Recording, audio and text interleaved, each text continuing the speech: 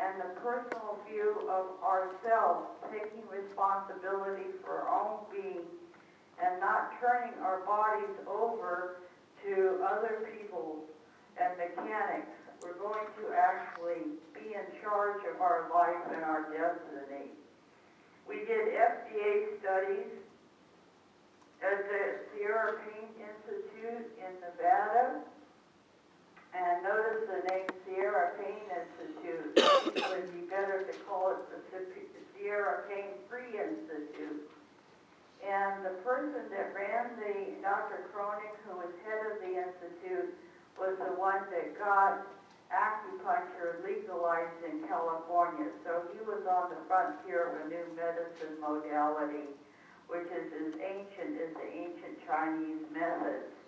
So part of this is combining new medicine with youthful, herbal, traditional medicine of indigenous people who had great knowledge, and we can bring that to the fore.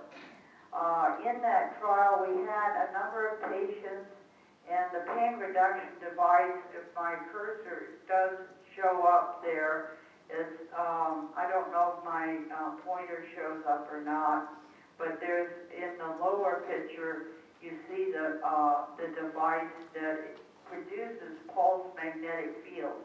These are applied through coils onto the human body where the site of injury is, as well as where the referred pain is. Particularly in chronic pain patients, often pain gets referred, so sometimes the site of pain is not where the site of injury is. And these people, you have to diagnose them properly with a pain objectification device that we developed, and also trigger point determination. Often physical therapists have a better idea of how this works.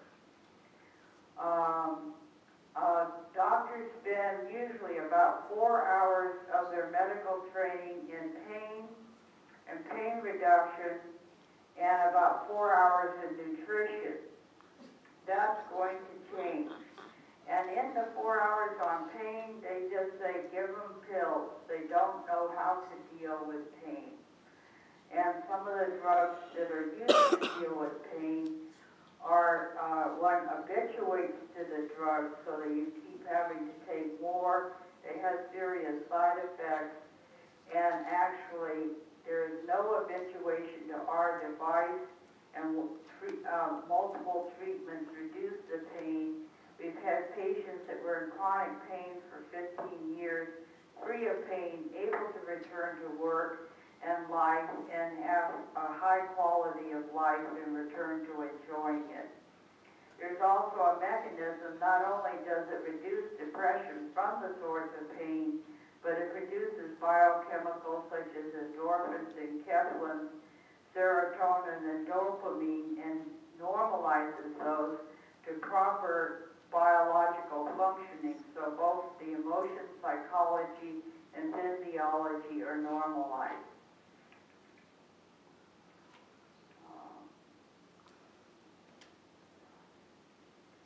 So what we're doing is using biological systems to regulate the device using electromagnetic fields. In the common view of man, it's biochemical or mechanical. You set a leg or you give a person a pill. The electromagnetic component has been sorely neglected. We need to include that because that's the third leg of a triangle of really understanding the human physiology, psychology, and body, and how to enhance life. To actually free man from physical ills so that they can think and reason and produce creativity in their lives for themselves and for the nature of humankind. I have worked out a detailed mechanism of how I think this regulatory system works. It's based on the Purkinje process, which are flask-like cells in the cerebellum and the endocardium of the heart. These are regulatory cells that influence the neuronal process of the central nervous system, the peripheral nervous system, the autonomic nervous system, And also, they affect the hemodynamics of the blood, which is paramagnetic from the heme, which is a porphyrin group with an iron in the center. Interestingly enough, 4 billion bodies in plants that use light, which is another form of electromagnetic radiation, contain porphyrin groups with a magnesium ion in the center. So life forms are very diverse and unique, but they also have a lot in common. And it's amazing how things evolved on this planet. We also affect the endocrine system, the lymphatic system, the immune system, and the muscular system actually operates in a similar manner to some of the Purkinje process, affects the tendons which pulls on the skeletal structure, and the bone has hydroxyapatite-like crystals which are piezoelectric.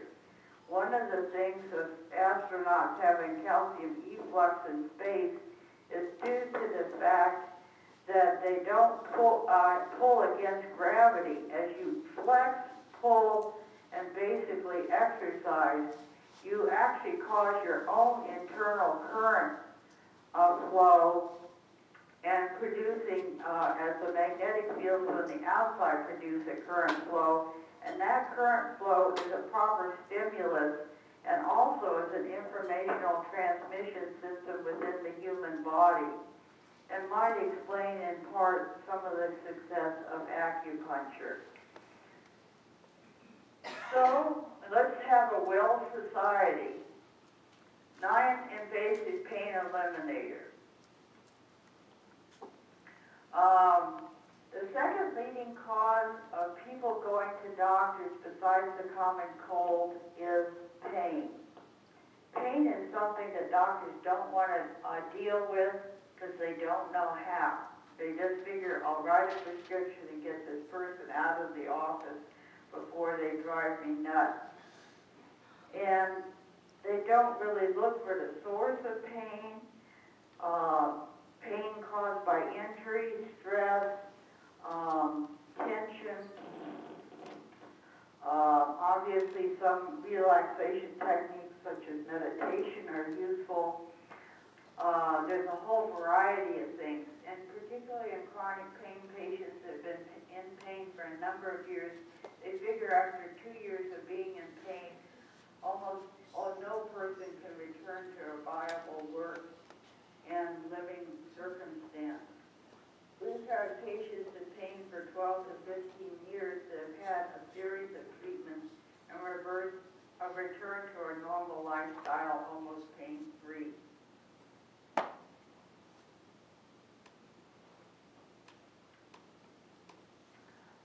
Is one of the most costly problems, both in workdays lost, economic costs to the society, so the practical people are very interested in new modality. It costs less than surgery, and surgery in general for pain has very poor results, particularly back surgery usually makes people worse off than better.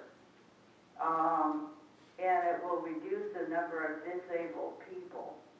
Also, increasing cardiac function, we found that one of the side effects in older people is increasing their memory capability. So, as more blood flow goes to the brain, more oxygenation works, and the people are better able to function properly for their life quality and their ability to function within society.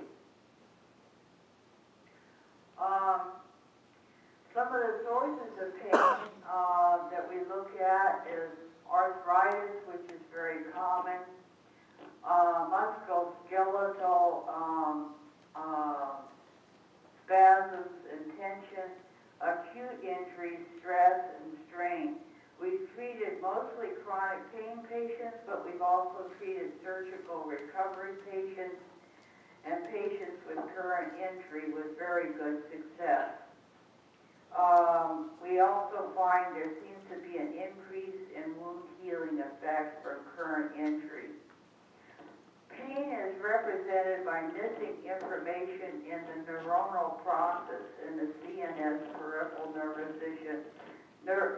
system, and so forth. And what our device does is replace those missing frequency or 4A components.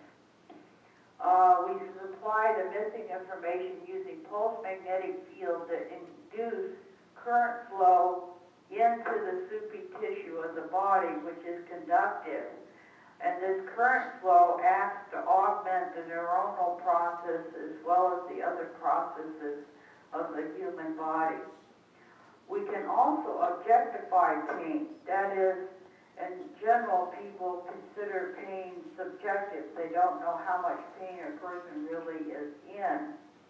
And of course, pain can cause shock, so applying the device with a higher Gauss output can help people who have been in an accident to reduce their condition of shock so that they may not die from the shock condition. Let's see here. Let's go down. See, I've got to keep track of where I am. Your next slide will be slide 10, Elizabeth. Yeah, I'm trying to get my mouse over there. Let's see. I'm going to scroll down. So it should be this one. The next one down. Okay, let's see what this. This is an example of just measuring and objectifying pain in a healthy arm of a 48-year-old male's right arm. From the elbow to the wrist. And what we have is a scale showing the intensity of the output of the signaling from that arm from 0 to 500 hertz. You see a lot of frequency components in bandwidth up to about 350 to 400 hertz. And in the lower graph, you see an arthritic person's arm, an 86-year-old woman who has severe arthritis. Notice that the amplitude of the frequency components is lower, and also there's a few up at the upper end. So what the person does is their amplitude of signaling decreases. They try to increase their bandwidth to accommodate to the lost information. And what that represents is if the person is in pain, they lose informational components. What our device does is to replace that, and that will be the next one. And this is an example of the output of the non-invasive pain eliminator. And as you see, it has a lot of 4A components up to 500 hertz. What it does is replace the missing information, but what's significant is not only do you do a 20 to 45-minute treatment, but as the person gets better, you do treatments less and less frequently, and the body entrains that signaling, and actually the person gets in less pain and eventually will not need further pain treatments unless they re-injure themselves. We can't account for that because in some cases the patients felt so good they started running around.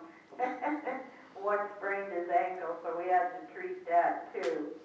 But we say treat it like a surgery so that that can entrain for several days and the person can get used to the new informational pathways. We worked on 4 major clinical trials with hundreds of patients, some with 95% improvement. Part of that was due to some patients we weren't able to follow up with because of the logistics of them coming from other parts of the country. The first group was done in the Bay Area in clinical trials when Bill Van Wyk, my late husband, and I lived in San Leandro. Then the second group that involved the FDA trials were at the Sierra Pain Institute in Reno, Nevada. We had 2 independent studies at the Sierra Pain Institute in Mount Shasta, and that was done independently of me and Bill, and received very similar results, so it doesn't depend on the user. Then the Arizona Rehab did a study, and again, they had about 100 patients, and they showed very good results, and it didn't depend on us being present, and was done independently of us.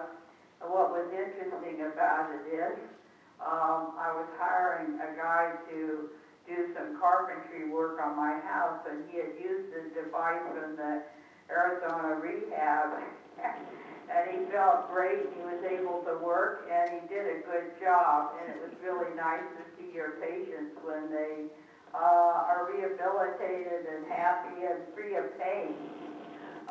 Then we also did a few at the Arizona Health Clinic, which is a holistic health clinic, but that wasn't a sufficient trial of patients to get statistically significant results. This is a picture of the device, one of the prototype devices that we used. We had several. We had one done for the FDA, and we've been upgrading, and I'm getting more devices built now. What is involved is an electronic box, which you see the face of with the blue front. Has a timer so that you can set a timer for how long the treatment is, the intensity of the treatment. Like if a person is bigger, you want to have a stronger magnetic field to penetrate the tissue. These fields are relatively small, between about 5 to 20 Gauss output. Also depends on the severity of the pain source. And then you have electrodes that come out on wires, and what they are is coils, which can just be applied to the surface of the skin. Nothing is invasive.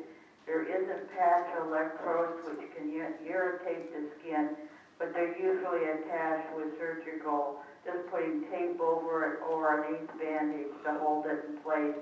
We're going to work on the harnessing of how to do it in a better modality. Let's see, let me move this up a bit.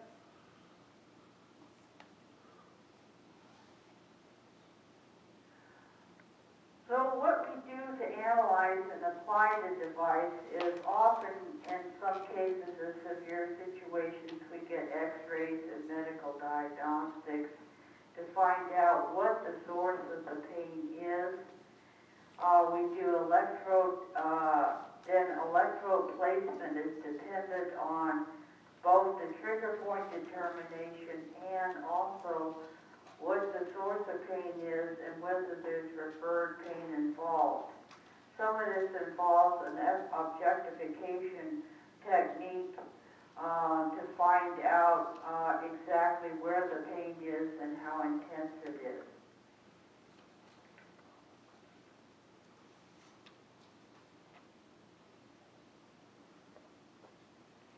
This is just an example of a patient named Bud. He was a heavy-duty operator, and he had been rolled over by heavy equipment and was not able to work. The horizontal line is in the FDA study. What we did is do a series of trials with the device in an inactive mode.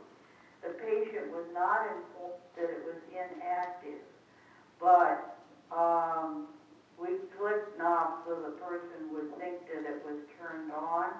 Often they guessed that they weren't getting an active treatment. They were given a definite script. We were not to give them any hints. And then at a certain point where the treatment starts, then you see pain reduction. In this case, the person started reducing in pain. You could see their walking behavior improve. He went out and got a job doing heavy equipment work, got back in more pain. We treated him over a series of more treatments, and eventually he was almost free of pain. We told him not to go to work right away, but you know how kids are, they go out and play, and that's what our patients tend to do. On the next one is an example of a woman, no, actually this is a 47-year-old male, a police officer that had been run over by an ambulance. So what we found is as the pain is reduced, which are the lines going down, the sensitivity to an external stimulus, this is before and after session. So the top line is before each session and the bottom line is after each session. As the lines go down for the pain reduction, the lines go up for their pain sensitivity. They become less sensitive to pain. And after a while, they actually get so they don't feel the stimulus at all, which is what is normal for a normal, healthy person that isn't in pain. This is some of the statistics for the clinical trials for the FDA, IDE number, and what it basically says for the patients involved, it was about a 1,000,000 to 1 chance against getting those results. We got improvement in all patients, and so it was statistically significant.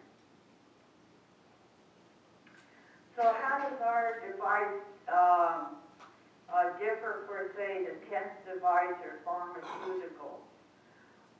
Its long-term and permanent effects with the proper treatment schedule.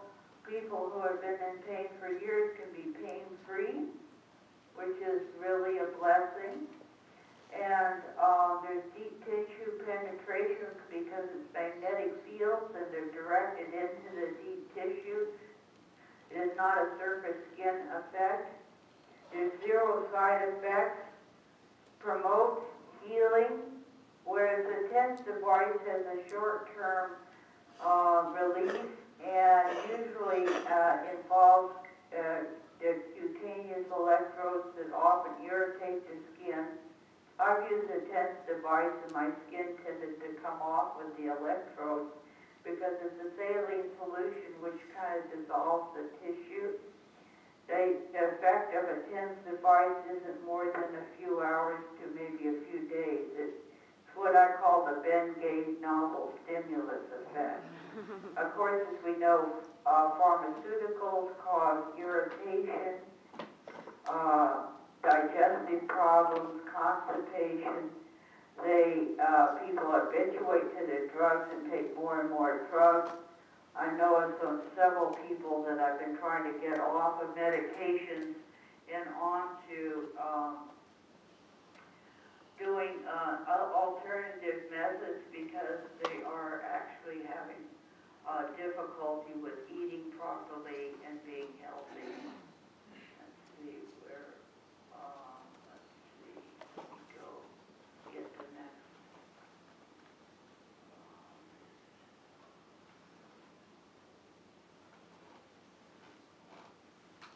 Okay, this one.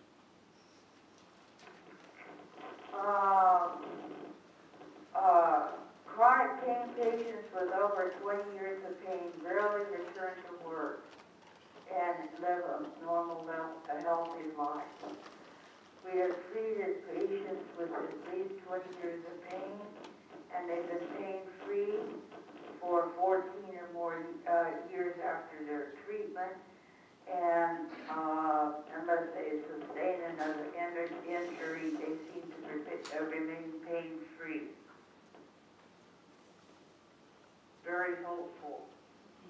Now I'll talk a little bit about the cardiac normalizer, which is a pulse magnetic field device. It's about the half of the size of a pack of cigarettes and can be placed over the chest area where the cardiac system is, either on kind of like a necklace or a cord around the person's neck. Doesn't have to be precisely over the heart all the time. Some people sleep with it under their head for the Purkinje process in the hindbrain. And we've had a number of patients using these devices. Some were considered so sick that they didn't even want to implant an internal pacemaker because they figured the surgery would kill them. And we've worked with a number of patients and found significant results in increasing their quality of life.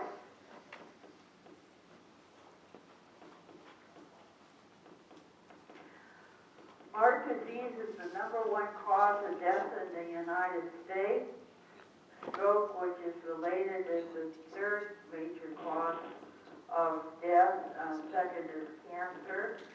An estimated 80 or more million people have one or more forms of cardiovascular disease. And the direct cause by lost work days, surgical intervention, various forms of therapy for the standard view of medicine is about almost $500 billion. Now think about the new medical budget. Instead of trying to just take and patch up the old system, what about a new medicine or a combination of new medicines that we're all talking about? I think that would be a major improvement. Some of the longest fibers in the brain and in the cardiac system make up the dendritic system of the Purkinje process. These are antenna-like systems that receive signaling produced within the body but externally to the body, and is one of the input-output systems between us and our environment. There also is ability to pace the brain from the hindbrain or the cerebellum.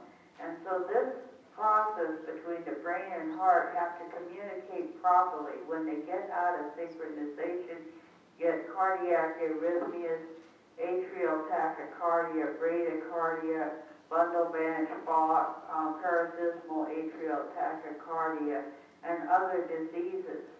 We've been able to treat atrial tachycardia, which is something that cannot be treated by paroxysmal atrial tachycardia, which cannot be corrected by drugs or surgery. Both uses myelinated and unmyelinated vagus nerve fibers. Let's see. We could note that Purkinje cells are notorious for being fractal, actually, particularly in the way they energize the heart. It's quite relevant, and it's even been hypothesized that the fractality of Purkinje fibers, whereby the heart gathers its voltage, so she can't hear very hard. One case is a 84-year-old woman. She has sustained 2 major heart attacks, one at 33, and she was considered too sick to be able to use an implanted pacemaker, that she would die in surgery. She used our device for 8 years, and she was one of the cases where her memory improved, and she lived to be 91 and died of a non-cardiac related disease, but she had suffered cardiac disease since she was in her 30s. There was a male patient that suffered from a major stroke. His hands, feet, and lips were blue. He had a pulse rate down to about 32 beats per minute. Putting the pacemaker under his head or on his chest increased his pulse rate to 72 beats per minute, which is normal. What was interesting is they considered that he wouldn't even be able to walk, and he was rehabilitated enough to walk 8 miles a day, and he loved to go walking every day. He wore the device for a number of years and functioned very well. He did eventually die of a stroke, but he had strokes before. This is part of the business plan. I won't go into it a lot, but the market projections show that there really is a need for a new medicine. And this is what we've invested so far in grants, my ability to make in money, and we put in about $5 million in a pacemaker pain reduction device and a very sensitive magnetic field detector.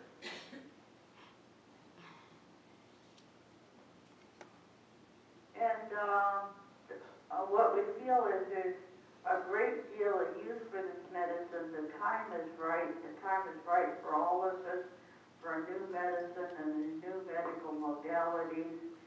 And I think that some of them, part of these modalities will be as ancient as early indigenous people. And I think it's going to combine, because the forcing function of the cost of medicine, the insurance companies and everything have made it so that it's the right time for all of us to move forward and to work very efficiently and function very well in the current society. They need us. And so we have FDA trials. Let's see.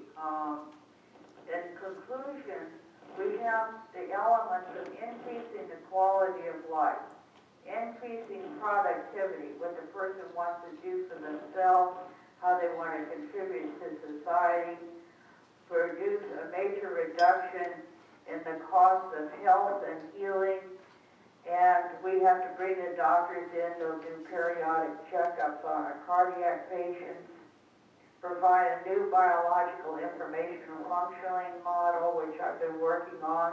I'm also working on artificial neuron to replace damage to spinal cord injuries, and open a new way for a gentler, compassionate, non-invasive new medicine. And we're on the frontier. The time is right, and I think we're all very aligned on these projects.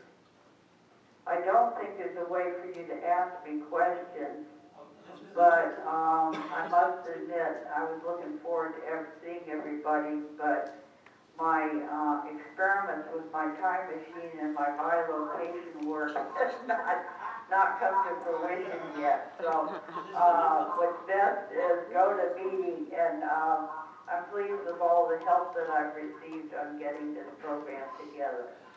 Elizabeth, can you hear me? This is Dan. Yes, I can. Yes, we're all here with you, and we're so grateful. We heard your voice beautifully. It was fabulous. Hey, can we just have a little fun here for just a moment? And you know those slides you had of the harmonics that were measured in the magnetic cascade? Would you even look for those slides, the ones that showed the actual frequencies a little bit? Back to those. Up. Yeah, that's right. That's up. That's up. Yes. You know, Elizabeth, don't you think it's fascinating that if we look at those harmonics, yes, that's one at the top there. Yeah, that one. Good. Yes. Now, you know, Elizabeth,